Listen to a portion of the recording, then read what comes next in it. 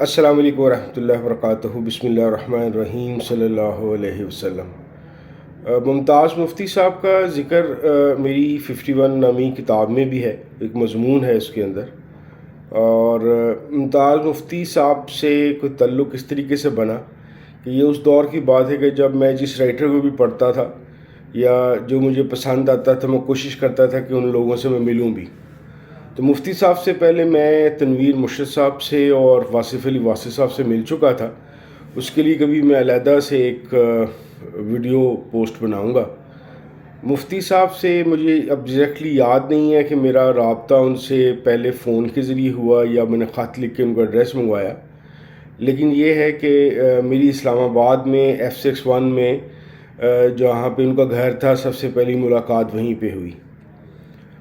مفتی صاحب میرے لیے ایک قابل ذکر اور قابل احترام شخصیت اس وجہ سے رہے ہیں، اور اب بھی ہیں اور میرے خیال میں ہمیشہ رہیں گے، کہ ایک تو ان کی جو رائٹنگ سٹائل ہے، میں اس سے بہت زیادہ انسپائر ہوں۔ پڑھا تو میں نے زیادہ رشین لٹریچر ہے، لیکن رشین لٹریچر کے علاوہ اگر میں یہ کہوں کہ اردو لکھنے والوں میں نے ایز اے استاد کس کو فالو کرنے کی کوشش کی ہے تو وہ ممتاز مفتی ہیں۔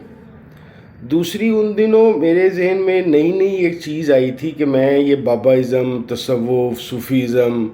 یہ سارا جو ماحول ہے یہ میں سمجھنا چاہ رہا تھا۔ اس میں کسی خود سے کسی صوفیزم میں داخل ہونے کا یا کوئی بابا بننے کا یا کوئی ولی اللہ بننے کا ارادہ قطعاً نہیں تھا، کیونکہ شاید ہو سکتا ہے وہ کہ میں کبھی بھی وہابی نہیں رہا، لیکن ایک وہابی خاندان سے تعلق رکھنے کی وجہ سے بعض دفعہ مجھے شک پڑتا ہے کہ میرے اندر ایک وہابی جینز ضرور موجود ہیں، جس کی وجہ سے میں شاید ریلیجن کے اندر بڑا بیلنس پسند کرتا ہوں، اور مجھے باباازم ایز اے سبجیکٹ تو انٹرسٹ کرتا ہے، لیکن میں اس کا زیادہ آپریشن کرنے کا زیادہ شوق رکھتا ہوں بجائے اس کے فالو کروں۔ اس کا یہ قطعاً مطلب نہیں ہے کہ میں جو لوگ باباازم یا تصوف کو پسند کرتے ہیں ان کو خدا نخواستہ کوئی ریجیکٹ کر رہا ہوں یا میں اس کی کوئی نہ کر رہا ہوں۔ اس کے اوپر ہر بندے کا اپنی ایک انڈرسٹینڈنگ یا شوق ہوتا ہے، وہ ضرور اس کے مطابق چلے۔ میں اپنے آپ کو کلیئر کر رہا ہوں کہ میرے اندر یہ والی چیز موجود تھی۔ دوسری جو چیز ایک اور ممتاز مفتی صاحب میں بہت مجھے پسند آئی، مفتی صاحب میری طرح کے کوئی چکر باز ٹائپ آدمی تھے، اور چکر بازی کے اندر خوبصورتی ان کی یہ تھی کہ وہ جس طرح بہت سارے لوگ جھوٹ کو یوز کر کے اپنے آپ کو بچا کے نکل آتے ہیں، مفتی صاحب میں کمال یہ تھا کہ وہ سچ بول کے اس ٹیکنیک کو یوز کر کے بیچ میں سے نکل جاتے تھے۔ میں نے بھی اپنی لائف میں سچ کو ایز اے ہتھیار جو میں نے ان سے سیکھا یوز کر کے نکلنے کی بہت دفعہ کامیاب تجربہ کیا ہے۔ اسی طریقے سے مفتی صاحب سے جب میری پہلی ملاقات ہوئی اور بعد میں جب خط و کتابت بھی رہی،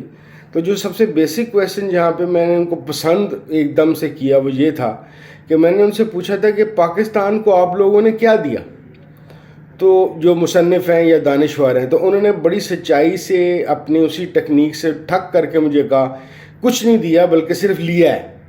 میں نے ان کے مکان ظاہر ایک بڑے گھر میں F61 میں مہنگی جگہ رہتے تھے، تو میں نے ہنس کے کہا کہ ہاں وہ تو نظر آ رہا ہے، تو اس پہ انہوں نے بھی بڑا کہکا لگایا کہ ہاں تجھے بات سمجھ آ گئی ہے۔ باقی مفتی صاحب کی جو تحریریں ہیں،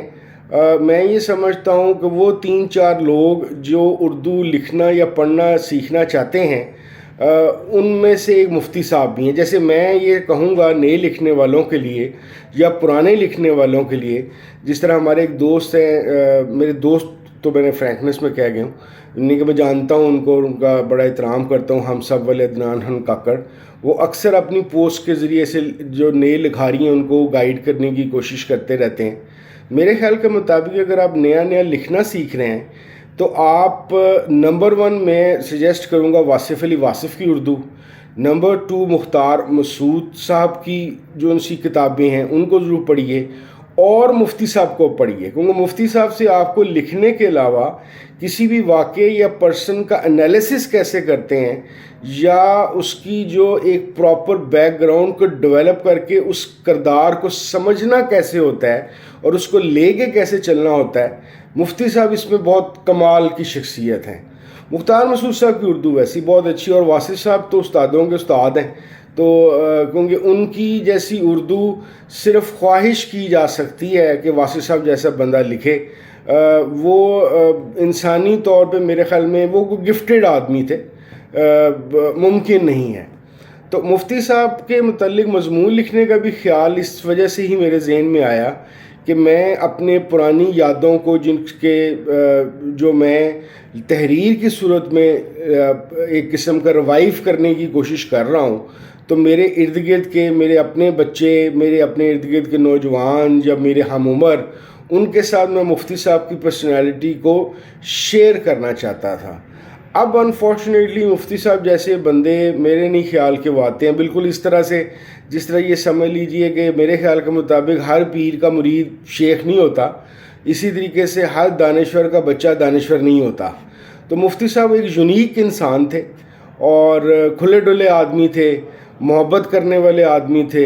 اور سب سے اچھی بات یہ تھی کہ سچ بولتے تھے۔